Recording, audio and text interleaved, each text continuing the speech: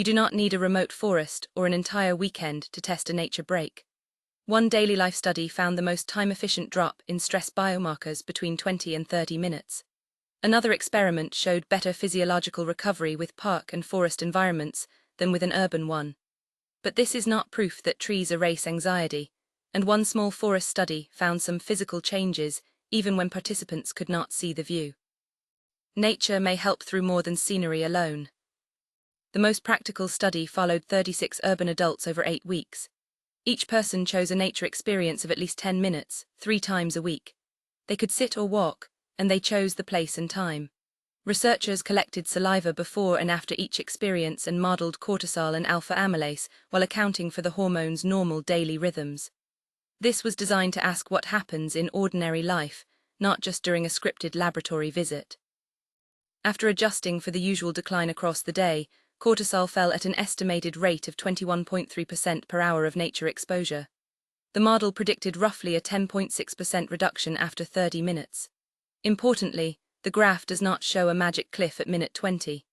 The greatest benefit per minute appeared between 20 and 30 minutes. Additional time still helped in the model, just less efficiently.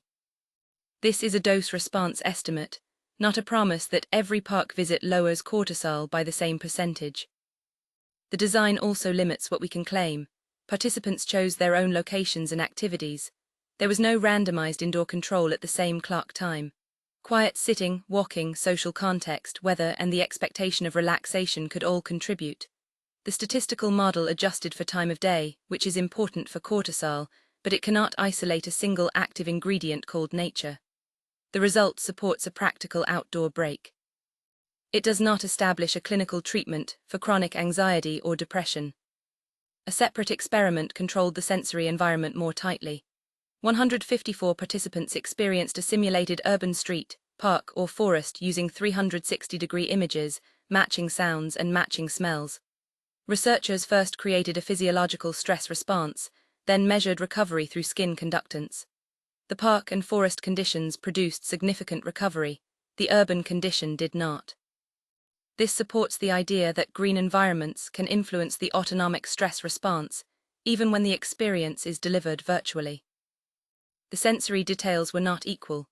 Pleasantness ratings for odor were strongly linked with lower stress responses, and the authors suggested smell may facilitate recovery better than vision alone in this setup.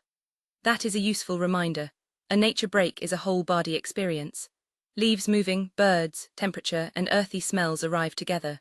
But the experiment cannot tell us that buying a forest fragrance reproduces a real park. Its controlled virtual design increases precision, while reducing the complexity of genuine outdoor life. The third study makes that point stranger. 15 healthy volunteers sat in one forest location for 15 minutes on 2 occasions. In one condition they viewed the forest. In the other, a curtain blocked the view while the rest of the setting remained. Blood pressure fell in both conditions, with no difference between them. The shared quiet forest environment, sound, air, odor, or simply seated rest, may have mattered.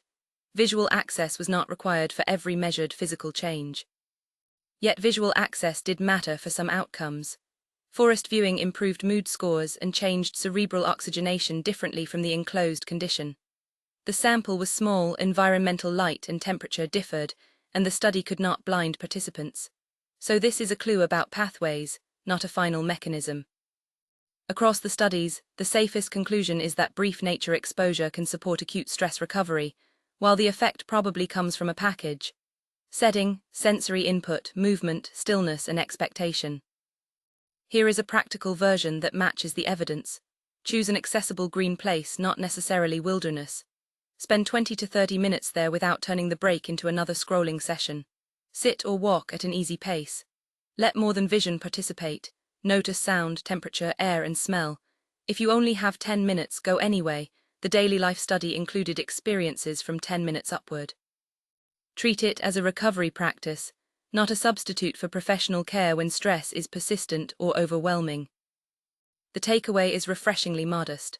A short nature break can change measurable stress physiology, and 20 to 30 minutes may offer a good return on time. Parks and forests beat an urban simulation in one controlled experiment. Yet sitting quietly, moving, smells, sounds, and expectations all travel with the trees. You do not need to believe nature is medicine for everything. You only need a nearby patch of green and enough curiosity to test whether your body comes back a little calmer.